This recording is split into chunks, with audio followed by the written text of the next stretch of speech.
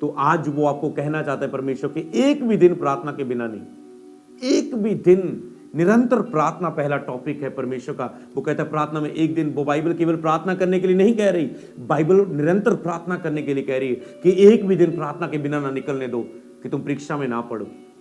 एक भी दिन प्रार्थना के बिना निकलने ना दो कि तुम परीक्षा में पड़ जाओ। हालेलुया। मतलब परमेश्वर के प्रति सुचेत और समर्पित रहना। निरंतर प्रार्थना करना मतलब परमेश्वर के प्रति सुचेत रहना, समर्पित रहना। हमेशा परमेश्वर मैं तेरे सामने समर्पित हूं, मैं हमेशा ध्यान लगाए हूं, हमेशा मैं सुचेत हूं, अलर्ट हूं। उसने कहा सुचेत रहो। शैतान गर्जने वाले शेर के समान भाग रहा है, फाड़ खाने के लिए आपको तैयार है। कहते हैं सुचेत रहो। आप हमेशा निरंतर प्रार्थना, रोज बिना दिन मिस किए, बिना नागा निकले प्रार्थना करने का मतलब है कि आप सुचेत हैं, आप अलर्ट हैं, आप लेकर जागते रहो, प्रार्थना करते रहो। जागने का मतलब कि तुम मिस ना करो, एक भी दिन प्रार्थना के बिना ना छोड़ो। हालेलुया। वचन कहता है प्रार्थना में लगे रहो, मतलब प्रार्थना करना ना छोड़ो, नहीं तो तुम नाना प्रकार की परीक्षाओं में पड़ सकते हो। प्रार्थना में लगे रहो मतलब एक भी दिन प्रार्थना ना छोड़ो। बोलो पवित्र आत्मा मेरी सहायता कर, मैं एक भी दिन प्रार्थना के बिना ना बिताऊं, मुझे मेरी सहायता करे। आइए पवित्र आत्मा मेरी सहायता करे, मेरा एक भी दिन प्रार्थना के बिना ना गुजरे। पवित्र आत्मा मेरी सहायता करे। बोले सहायता करे, सहायता करे। Help me Holi spirit, help me Holi spirit. Please please please पवित्र आत्मा मेरी मदद करे, मेरी मदद करे। एक भी दिन मेरा प्रार्थना के बिना ना गुजरे कि शैतान को मौका ना मिले, मैं परीक्षाओं में ना पड़ जाऊं, मैं उस दिन अपने आनंद को ना खो दूं, मैं उस दिन निराशा में ना जीऊं। पवित्र आत्मा मेरी मदद करे, बिना कोई दिन मिस किए प्रार्थना मेरी सहायता करे। बोले प्रभु यीशु दया करे। बोले मैंने मांगा और दया हो चुकी है, सहायता हो चुकी है। बोले आमीन, हालेलुया। आपने मांगा, दया हो चुकी है, सहायता हो चुकी है। कांग्रेचुलेशंस, परमेश्वर ने आप पर दया कर दी कि आपका एक भी दिन प्रार्थना के बिना नहीं निकलेगा। हालेलुया। क्या विश्वास करते तो बोले हालेलुया, आमीन, हालेलुया।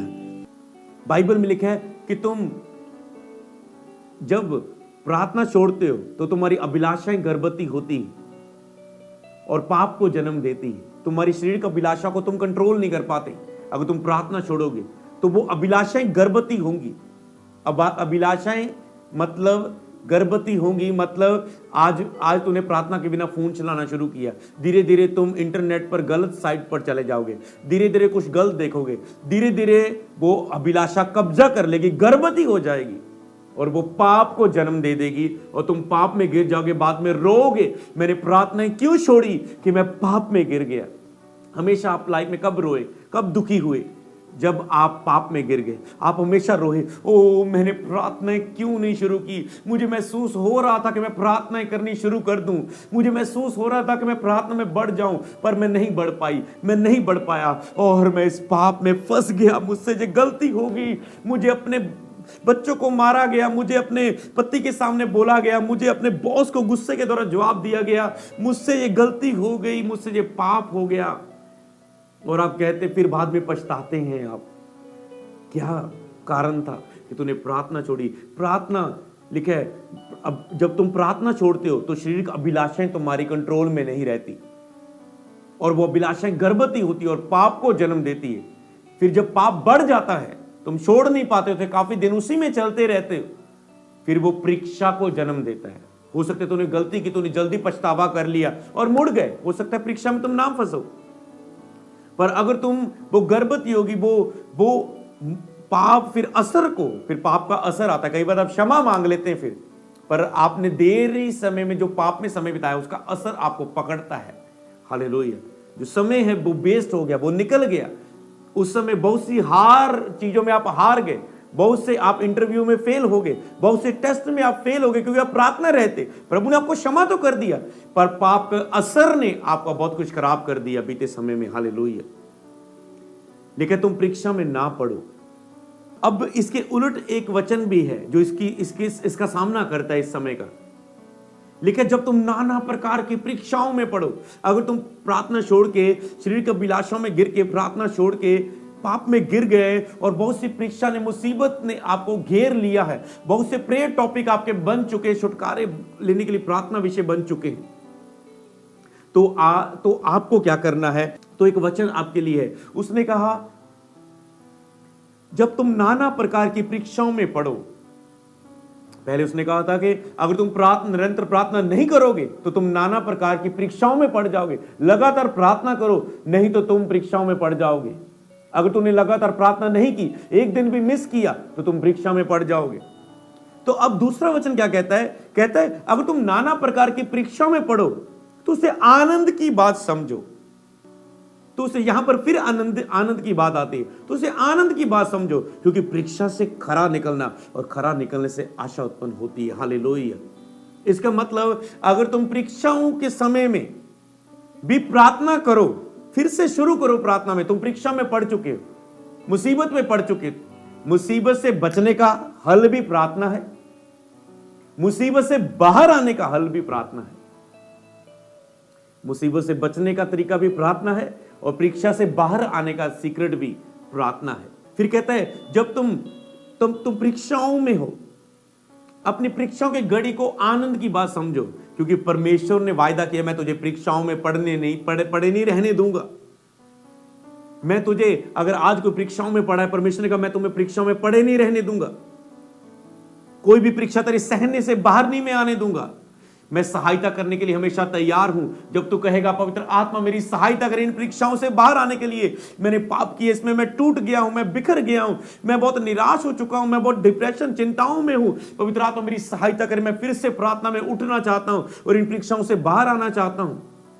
तो बाइबल में लिखा है तुम परीक्षाओं में पड़े हो, तो परीक्षाओं से खरे निकलना, और खरे निकलने से आशा उत्पन्न होती है। तुम परीक्षाओं से अगर में प्रार्थना करोगे तो फिर तुम खरे निकलोगे, और वही परीक्षाएं के बाद तुम्हारे आनंद का कारण बन जाएगी। फिर तुम गवाही लेकर, आनंद की गवाही के लेकर खड़े होगे। जब तुम उन परीक्षाओं में, अगर आज तुम्हारे हालात क्यों ना, कोई भी क्यों ना, अगर तूने प्रार्थना शुरू कर दी, तुम उन परीक्षाओं से बाहर आ जाओगे। हालेलुया। पवित्र आत्मा तुम्हारी सहायता करने के लिए तैयार है, परीक्षाओं से बाहर निकालने के लिए। क्या तुम निरंतर प्रार्थना करने के लिए तैयार हो चर्च? क्या तुम नई निरंतर प्रार्थना का फैसला लेने के लिए आज तैयार हो, बिना नागा पाए, बिना एक दिन मिस किए? क्या तुम प्रार्थना करने का फैसला लेने के लिए तैयार है? वो तुझे इन परीक्षाओं से निकालने के लिए तैयार है। अगर केवल प्रार्थना ही करनी होती तो आज मैं आप पर ले हैंड करता, प्रार्थना करके आपको छोड़ देता, पर आज मैंने आपको क्या बताया? आपकी प्रार्थना आपको आजाद करती है। पास्टर निर्भर करते हैं कि तुम मेरे बिना आजाद नहीं हो सकते। विश्वासी अपने आप को पास्टर पर निर्भर कर रहे हैं कि पास्टर के बिना मैं आजाद नहीं हो सकता हूं, पर सच्चाई क्या है? प्रार्थना के बिना तुम परीक्षाओं से बाहर नहीं आ सकते। अपनी खुद की प्रार्थना शुरू किए बिना, प्रार्थना किए बिना तुम परीक्षाओं से में फंसने से बच नहीं सकते। चाहे पास्टर कितनी भी तुम्हारे लिए प्रार्थना करी जाए, ले हैंड करता जाए, तुम्हें सिखाता जाए, खुद की प्रार्थना किए बिना तुम परीक्षाओं से बच नहीं सकते। समझ पाए? चाहे तुम कितने भी बड़े अभिषेक के नीचे हो, इससे बड़ा अभिषेक क्या है कि परमेश्वर का हाथ हमारे ऊपर है। क्या प्रार्थना के बिना परमेश्वर हमें बचा पाता है? नहीं, बाइबल में लिखा है। क्या प्रार्थना के बिना पतरस को जीसस बचा पाए? नहीं, जीसस ने साफ साफ बोल दिया, पतरस तू मेरा इनकार करेगा, प्रार्थना में लगे रहे कि तू परीक्षा में ना पड़े। पतरस रात को सो गया, नींद हावी थी, बार बार 3 बार जगाया प्रभु ने, प्रार्थना कर, प्रार्थना कर, प्रार्थना कर। अब सोते रहो, अब कोई फायदा नहीं, अब पढ़ोगे परीक्षा में तुम। समझ पा रहे? प्रार्थना के बिना पिता भी आपकी सहायता नहीं कर सकता। उसने एक नियम ठहराया, तू प्रार्थना कर, मैं सहायता करूंगा, मेरा आत्मा तुम्हारी सहायता करेगा। तो पवित्र आत्मा आपकी प्रार्थना में सहायता करने के लिए तैयार है। याद रखो। तो पवित्र आत्मा की सहायता से आपको बैठना है, आपको समय लेना है, आपको कहना है। जब आप कहते कि प्रभु मैं इतने घंटे तक बैठने के लिए तैयार हूं। बहुत समय मेरी लाइफ में ऐसे आए, मैंने कहा प्रभु मैं इतने घंटे इतने बजे तक बैठने के लिए तैयार हूं, कृपया पवित्र आत्मा मेरी सहायता करे प्रार्थना करने के लिए इस समय में। मतलब मैंने समय फाइनल कर दिया कि ये 1.5 घंटा, ये 2 घंटे मैंने दे दिया अपने आप को, इसमें मेरी सहायता करे पवित्र आत्मा। प्रार्थना करने के लिए जैसे आप चाहते हैं पिता की इच्छा के अनुसार। समझ पा रहे? आपको समय देना है, आपको बांध देना है कि मैं इतने घंटे इस रूम में आ गया। और खास करके 2025 में आपका प्रेयर रूम जरूर रेडी हो, एक प्रार्थना का स्थान हो जिसमें जो शांत हो, जिसमें आप प्रार्थना कर पाएं, खुल के प्रभु से बातें कर पाएं, जिसमें ना तो फोन लेके जाए, ना तो कोई आपको आवाज दे, और आप 1 घंटे के लिए कह दें, पवित्र आत्मा मैंने अपने आप को दे दिया, कोई मुझे नहीं बुलाने वाला, कोई फोन मेरे पास नहीं है, मेरे रूम में मैं फोन लेके नहीं आया हूं, इस कमरे में बंद हूं। पवित्र आत्मा मैंने 1 घंटा नहीं उठूंगा, मैं वायदा करता हूं आप मेरी सहायता करें। वो आप पर प्रार्थना का बोझ नहीं डाल रहा है, वो कहता है समय दे, स्पेंड टाइम विद गॉड, परमेश्वर के साथ समय बिताओ, रब दे नाल समय बिताओ। वो सिर्फ समय मांग रहा है आपका, सहायता पवित्र आत्मा करेगा आपकी प्रार्थना करने के लिए। हालेलुया। वो आपको समय मांग रहा है। आप कहते मुझे प्रार्थना नहीं करनी आती, समय दे सकते हो, आधा घंटा कह सकते हो मैं आधा घंटा प्रभु तेरे साथ हूं, कोई काम नहीं करूंगा, बस शांत हूं, और कह दे पवित्र आत्मा सहायता करे, आपकी सहायता से मेरा मुंह खुले। उसने कहा अपना मुंह खोल, मैं उसे भर दूंगा प्रार्थना की आत्मा से। हालेलुया। समझ पा रहे हैं आप? तो आपको ये स्टेप अपने जीवन में लेना है। हालेलुया। तो अगली बात मैं आपको बताऊंगा तेजी के साथ, अब आप इन बातों को सुनेंगे और ग्रहण करेंगे। और अगला पॉइंट है, निरंतर प्रार्थना की वेदी बनाने से ही उन परीक्षाओं से, परिस्थितियों से आप बाहर आओगे। लिख लो इन बातों को कि निरंतर प्रार्थना की वेदी को बनाने से ही आप अपनी परीक्षाओं से बाहर आओगे, बाहर आओगे, बाहर आओगे। निरंतर प्रार्थना की वेदी बनाने से ही, नहीं तो आप उन्हीं लोगों की तरह कंप्लेंट करोगे, ओ पास्टर मैं आपकी अगुवाई में था, मैं आपकी मेंटरशिप में था, मेरी ग्रोथ नहीं हुई, इस समय अब मैं मेंटरशिप से बाहर आ रहा हूं। ओ पास्टर मैं आपकी अगुवाई में था, अब मुझे ये गवाही नहीं मिली, मेरा वीजा नहीं लगा, मेरी PR नहीं हुई, अब मैं इस चर्च को छोड़ता हूं।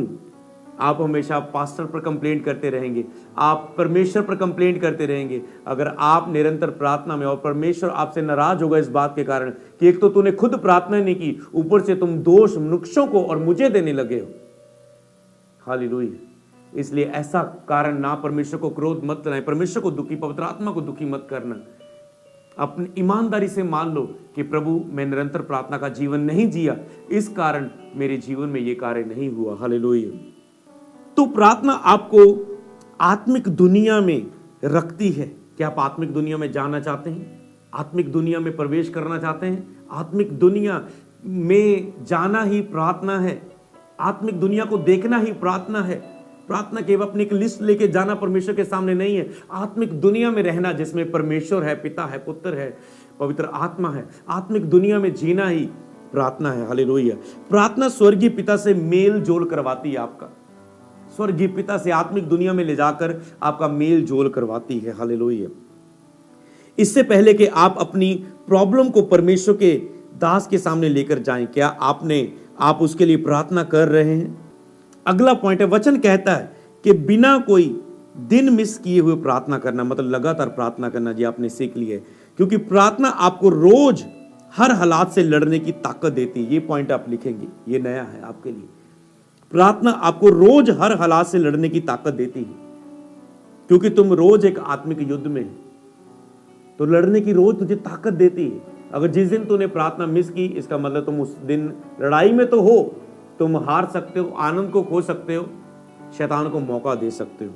इसलिए लिखा है निरंतर प्रार्थना करते रहो।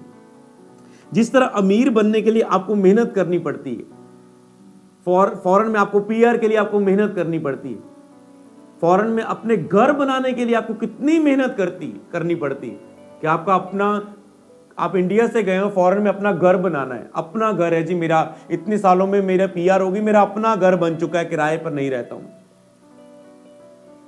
और अच्छा घर बनाने के लिए कितनी ज्यादा मेहनत करनी पड़ती है। जिस तरह आपको अमीर बनने के लिए, घर बनाने के लिए मेहनत करनी पड़ती है, उसी तरह प्रार्थना में मेहनत करनी पड़ती है आपको। आत्मिक अभिषेक ग्रहण करने के लिए, मसा को ग्रहण करने के लिए, उसी तरह आपको प्रार्थना में मेहनत करनी पड़ती है।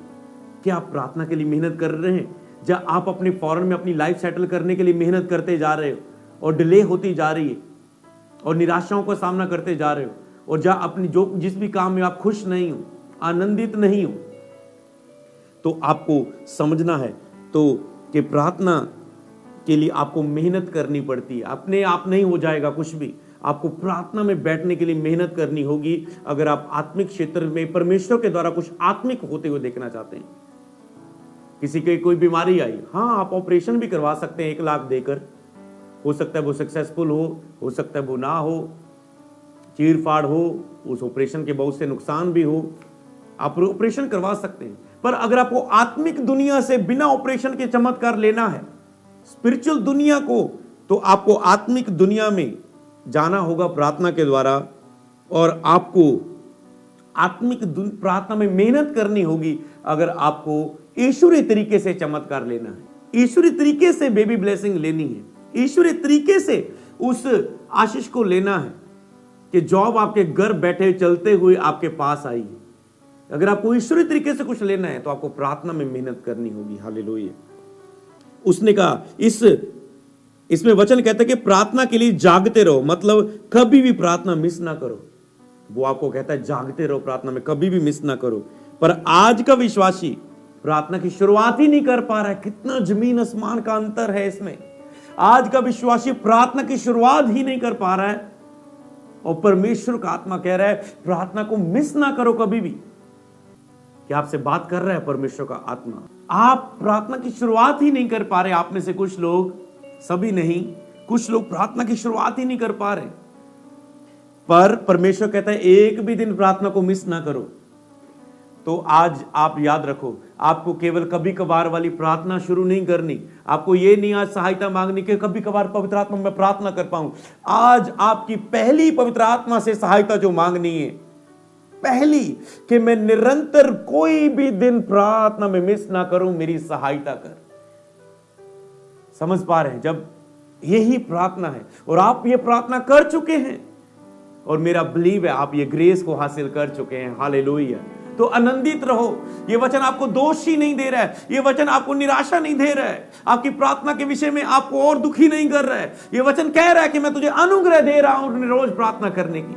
अगली जूम मीटिंग में तुम कहोगे हाँ प्रभु के वचन ने मुझ पे दया की है, हाँ परमेश्वर ने मुझे रोज प्रार्थना करने का अनुग्रह दे दिया है। आप मैसेज करने वाले हो, मेरी रोज की प्रार्थना शुरू हो चुकी है। मैं जल्दी आपके मैसेज का इंतजार करूंगा चर्च, कि आपकी रोज की प्रार्थना शुरू हो चुकी है। हालेलुया। क्या हम आगे बढ़ सकते हैं? क्या आप इसके लिए तैयार हैं? इसके लिए विश्वास कर चुके हैं? हालेलुया। मेरा बिलीव है आज आप ब्लेस हो रहे हैं। Hallelujah, hallelujah. इस वचन को मैं आगे पढ़ दूंगा। पहले यहां पर लिखा हर बात में धन्यवाद करो, क्योंकि तुम्हारे लिए प्रभु यीशु में परमेश्वर की यही इच्छा है। हर बात के लिए धन्यवाद करो। तो प्रार्थना करोगे तो प्रभु का धन्यवाद करोगे। इतना कुछ प्रभु ने आपको फौरन में दिया हुआ है, आशीष दी हुई है, ब्लेस किया हुआ है। कोई लोग दुखी है जिनके पास 7,000 महीने का कमा रहे हैं, उनको पूछो जो 12,000 10,000 में अपना घर चला रहे हैं। कभी देखो इंडिया में आके जो 10-12 हजार में अपना घर चला रहे हैं, और तुम एक दिन का 10-12 हजार से भी अधिक निकाल रहे हो। प्रार्थना के बिना परमेश्वर का धन्यवाद नहीं कर सकते। रूह और सच्चाई से, शब्दों से कर सकते हैं, ट्राले में बैठकर, गाड़ी में बैठ के धन्यवाद रब तेरा धन्यवाद, और तूने गाड़ी दी है। पर आप हृदय से जो परमेश्वर तक धन्यवाद पहुंचता है, आप उसे नहीं कर पाओगे। प्रार्थना के बिना आंसू के साथ आप नहीं कह पाओगे प्रभु तेरा धन्यवाद, तूने मुझे फौरन में इतनी आशीष दी है। आप नहीं आंसुओं के साथ धन्यवाद कर पाएंगे प्रार्थना के बिना उन बातों के लिए जो प्रभु ने आपको दिया है। हालेलुया। आप नहीं धन्यवाद दे पाओगे, इसलिए आपको धन्यवाद देना है। अगली आयत में लिखा है आत्मा को ना बुझाओ। इसका मतलब आपकी आत्मा बुझ जाएगी प्रार्थना के बिना। एक भी दिन तुम प्रार्थना मिस करोगे, तुम्हारी आत्मा बुझ जाएगी। तुम्हारी आत्मा लड़ नहीं पाएगी शत्रु से, तुम्हारी आत्मा लड़ नहीं पाएगी पाप से, तुम्हारी आत्मा लड़ नहीं पाएगी निराशा से, अन्य जातियों की बातों से, दोष देने वाले लोगों से, विरोध करने वाले लोगों से। तुम्हारी आत्मा लड़ नहीं पाएगी। तुम्हारी आत्मा लड़ नहीं पाएगी किसी हालात से, शरीर की अभिलाषाओं से, आंखों की अभिलाषाओं से, फोन को कम चलाने में, नींद से तुम्हारी आत्मा लड़ नहीं पाएगी, सुस्ती से तुम्हारी आत्मा लड़ नहीं पाएगी, अगर तुम उसे बुझा दोगे प्रार्थना मिस करने के द्वारा। सबको जय मसीह की। मैं जतिन बब्बर और आप देख रहे हैं मसीह परिवार चैनल। जैसे कि आप सब जानते हैं कि मैं इस चैनल पे प्रभु के अलग अलग दासों की वीडियोस डालता हूं, तो अगर आपको हमारा चैनल अच्छा लगता है तो आप इस चैनल को ज़्यादा से ज़्यादा सब्सक्राइब जरूर करें, ताकि आप प्रभु के वचन को सुन सके। वीडियोस को ज़्यादा से ज़्यादा शेयर करें ताकि जिन लोगों तक वचन नहीं पहुंचा उन तक भी वचन पहुंच सके। सबको जय मसीह की। एक बार मैं आपसे दोबारा कहूँगा कि इस चैनल को सब्सक्राइब जरूर करें और वीडियोस को ज़्यादा से ज़्यादा शेयर करें। जय मसीह की।